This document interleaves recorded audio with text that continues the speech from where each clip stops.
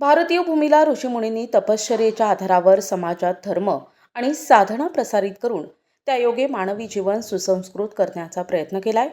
परंतु माणूस ऋषींचा वंशज असला तरी त्याला त्याचे विस्मरण झालेले आहे.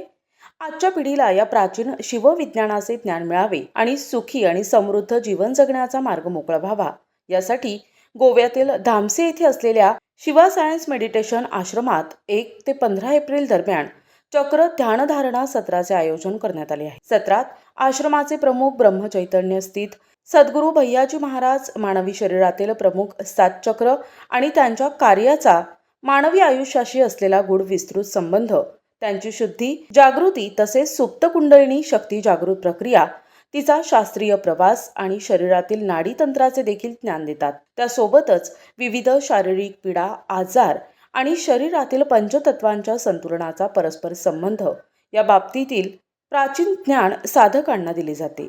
याविषयी शिवा सायन्स मेडिटेशनच्या समन्वयिका डॉक्टर नम्रता रेडकर यांनी माहिती दिली आहे. आपण ह्या शक्तीद्वारे जी कुंडलिनी शक्ती जी मूलाधारमध्ये सुप्त होती तिला जी जागृत केलेली आहे परमपूज्य भैयाजींनी, आणि त्यांचे फायदे काय आहेत आपल्या शरीरामध्ये कुठे कुठे तुम्हाला दिसणार आहे आणि त्यांचे रिलेटेड साधना.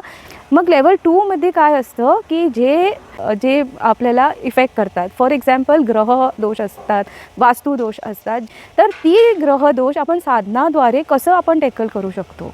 और वास्तू, आता आपण लोक फ्लॅटमध्ये राहतो, नाहीतर कुठे पहिली जे आपल्याला बनवून दिलेली घरं असतात त्याच्यात राहतो, थोडे चेंजेस करतो, तर ती वास्तूप्रमाणे असत नाही. तर वास्तूची ते साधना आम्हाला देतात आणि थोडे थोडे करेक्शन सांगतात वास्तूमध्ये, जेणेकरून आपलं आयुष्य कुठे आपल्याला डिफिकल्टीज येतात ते आपण बघून, आणि त्याच्यासोबत लेवल 2 मध्ये आपल्याला ते एक ब्राउझर देतात, जेणेकरून त्या ब्राउझरशी आपण कनेक्ट होऊन तो ब्राउझर आपल्याला सांगतो की आपल्या आयुष्यात काय प्रॉब्लेम्स, का कुठल्या रीतीने का म्हणून प्रॉब्लेम्स येत आहे. म्हणजे आपण जगताना आपल्याला समजत नाही, आपण फक्त काय म्हणतो की प्रॉब्लेम्स येत आहेत, पण ते काय येत आहेत, ग्रहामुळे येत आहेत का, की कर्मामुळे येत आहेत का, की वास्तूमुळे येत आहेत, की पितरामुळे येत आहेत, हे आपल्याला समजत नसतं.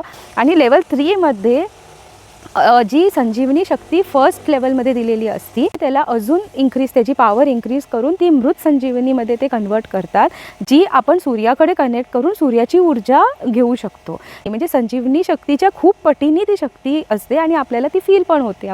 ती मृत संजीवनी जेव्हा जागृत होते आपल्यामध्ये, तर तेव्हा आपल्यात ती शक्ती येते की आपण दुसरे जे एंटिटीज आहेत, म्हणजे सूक्ष्म नेगेटिव्ह शक्तीज जे आहेत, जे आम्हाला परत बाधा करतात, आपल्या जीवनात त्रास करतात, तर ह्या सगळ्यावर जे प्रॉब्लेम्स आहेत आपल्या जीवनात जे येतात, बाह्य बाधात म्हणतात त्याला, तर त्याच्यावर उपाय म्हणून पितराची साधना आम्हाला शिकवली जाते. मग लेवल 3 मध्ये आम्हाला ती शक्ती देतात, ज्याकडून आपण स्वतःला करतोच पण त्यासोबत परिवाराला पण सेक्युअर करू शकतो हे नेगेटिव्ह ऊर्जांची.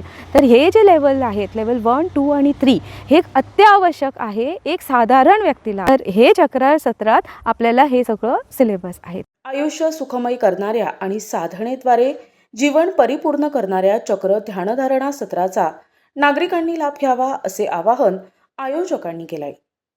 प्रतिनिधी प्रशांत जेजुरकर, दिशा न्यूज, नाशिक रोड.